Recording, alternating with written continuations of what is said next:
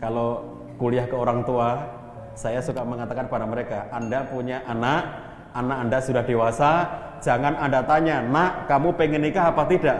Pertanyaannya aja sudah salah. Nikah itu bukan soal pengen apa tidak pengen. Nikah itu soal visi. Kalau nikah itu dipahami sekedar sebagai pengen apa tidak pengen, maka nanti menjadi sangat tidak sakral. Nggak ada nilai-nilai sakralnya, nggak ada nilai-nilai ideologinya di dalam pernikahan itu. Kayak orang pakai sepatu ya, antum pakai sepatu. Terus ada orang kesini pakai sendal jepit, ada orang yang kesini nggak pakai sepatu, nggak pakai sendal, cuma telanjang kaki. Ditanya, kenapa kamu nggak pakai sendal, nggak pakai sepatu? Ya, soalnya aku nggak pengen. Kenapa kamu pakai sepatu? Ya karena pengen. Pakai sepatu karena pengen, pakai sendal karena pengen. Tidak pakai juga karena sedang tidak pengen pakai itu semuanya. Nah kalau kayak begitu tuh nggak ada sakralnya. Kenapa kamu nggak nikah? Nah, karena nggak pengen. Kenapa kamu nikah? Lah karena pengen. Lah kok nikah lagi? Lah pengen lagi gitu. Lah kalau cuma karena pengen kan, itu menjadi tidak sakral sama sekali. Pengen cerai, pengen nikah loh. Nikah dan cerai kok cuma karena pengen. Nikah itu bukan soal keinginan. Kalaupun Anda sampai dengan umur Anda sekarang ini tidak pengen, Anda itu sudah bisa masuk dalam kategori yang di antara Anda ada yang sampai ke level yang wajib untuk menikah, terlepas dari Anda pengen apa tidak pengen. Karena hukum nikah berbeda-beda untuk satu orang dengan orang yang lainnya gitu. Jadi kembali lagi bahwa nikah itu soal visi. Kalau kita sudah menetapkan visi yang besar bahwa di dunia ini hidup kita harus berkontribusi, hidup kita itu harus penuh kebermaknaan bagi diri, bagi keluarga, bagi masyarakat, bagi bangsa, bagi negara, bagi umat, bagi peradaban dunia, itulah visi dakwah. Maka kalau Anda punya visi seperti ini, suatu saat Anda melewati roller coaster yang sedang berada dalam puncak ketegangannya, Anda tahu bahwa memang itu harus dihadapi. Karena inilah jalan untuk mencapai visi. Ngerti visi ini penting untuk kita semuanya dalam melewati hidup berumah tangga yang penuh dengan dinamika seperti roller coaster itu. Karena hidup berumah tangga itu tidak seluruhnya, bagian-bagiannya itu enak semuanya. Enggak semuanya menyenangkan semuanya. Tidak semuanya seperti harapan kita semuanya. Kadang-kadang kita akan ketemu sesuatu yang tidak menyenangkan kita. Kadang-kadang kita ketemu dengan sesuatu yang tidak sesuai dengan harapan kita. Maunya saya, istri saya begini kok ternyata enggak. Maunya saya, suami saya begini kok ternyata enggak.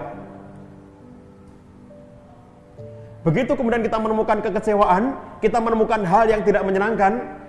Coba pada saat itu ya, kembali kepada visi. Bahwa menikah itu punya tujuan-tujuan yang sangat mulia. Kalau kemudian kita mengetahui tujuan-tujuan yang sangat mulia dari pernikahan itu, maka kemudian kita bisa bertahan. Begitu menemukan yang tidak menyenangkan, ikhwan awas sekalian, ingatlah bahwa tujuan menikah bukan hanya untuk bersenang-senang. Kalau tujuan menikah itu hanya untuk bersenang-senang, maka begitu kemudian ketemu tidak senangnya, tujuan tidak tercapai. Ya sudahlah, kalau begitu kita bercerai saja. Kenapa? Aku kan berhak bahagia. Emang cuma kamu yang berhak bahagia? Jadi kalau kemudian pada saat di titik di mana kemudian kita tidak mendapatkan sesuatu yang menjadi harapan kita, ingat, tujuan menikah bukan hanya untuk bersenang-senang. Menikah itu untuk mencapai sebuah visi yang besar. Visi surga, visi peradaban, visi yang sangat besar. Nah, jadi bab pertama tentang persiapan ini, di antara yang sangat penting adalah menyiapkan visi. Ada level menyiapkan visi ya, paling tidak 3 level menyiapkan visi itu. Pertama adalah visi yang Anda canangkan secara individual sebelum Anda menikah. Visi pribadi, Anda sebagai jombloan dan jomblowati, Anda sebagai lelaki lajang soleh, insya Allah. Anda sebagai perempuan lajang solehah, insya Allah, yang punya visi dalam kehidupan. Aku besok kalau menikah begini visinya. Aku kalau punya istri, karena visi hidupku begini, maka aku perlu istri yang seperti ini. Anda memiliki visi yang besar dalam kehidupan Anda. tapi kemudian itu nanti masih ada verifikasi visi. Karena itu tahap 1 ya. Tahap 1 adalah Anda menetapkan visi dalam diri Anda masing-masing. Sebagai pribadi, yang Ikhwan punya visi hidupnya, visi pernikahannya, yang Akhwat juga demikian. Level kedua dari visi Anda adalah ketika ta'aruf menjelang pernikahan. Di situ sudah mulai verifikasi visi. Ketika Anda masih seorang diri, maka Anda berhak menetapkan visi Anda seperti apapun. Anda punya keinginan-keinginan, Anda punya harapan-harapan, Anda punya cita-cita sebesar-besarnya, setinggi-tingginya. It's okay, itu karena menyangkut diri Anda sendiri. Begitu kemudian Anda sudah proses menikah, pada saat ta'aruf itulah Anda harus memverifikasi visi personal tadi menjadi visi yang kemudian bisa Anda sepakati berdua.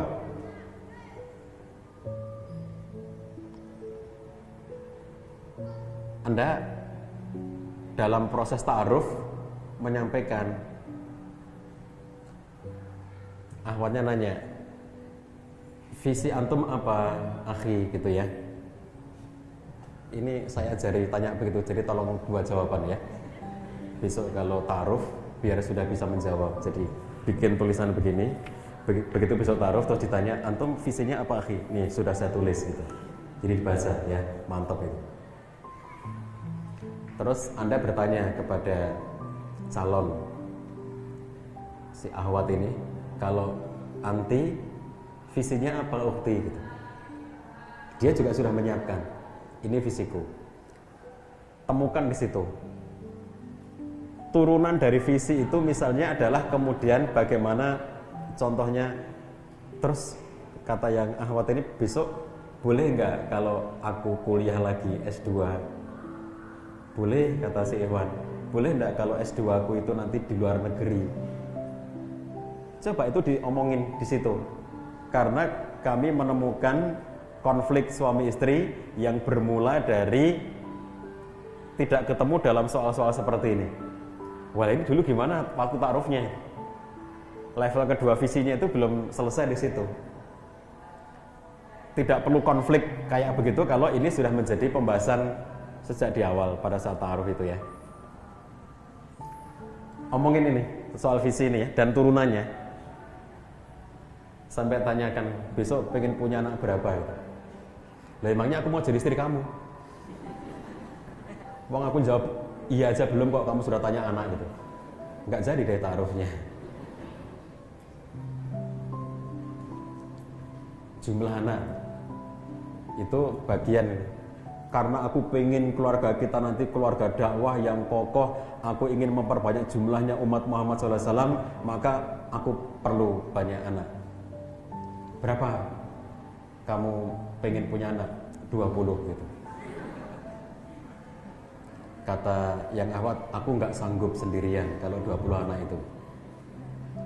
Karena pabriknya sudah nggak kuat kalau 20 itu ya. Anda sesuaikan di situ. Ya jangan 20 dong, menawar kan? Ya jangan 20 dong. Jadi visi ya, itu kemudian diverifikasi pada level kedua ini ketika ta'aruf. Nanti ada verifikasi yang ketiga setelah menikah. Itu visi level ketiga.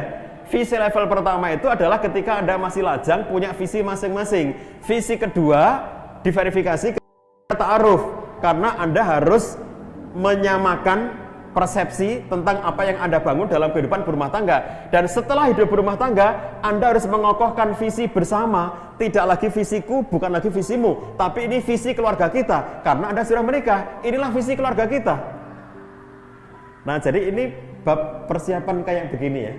Ini akan menjadi sebuah daya tahan yang luar biasa.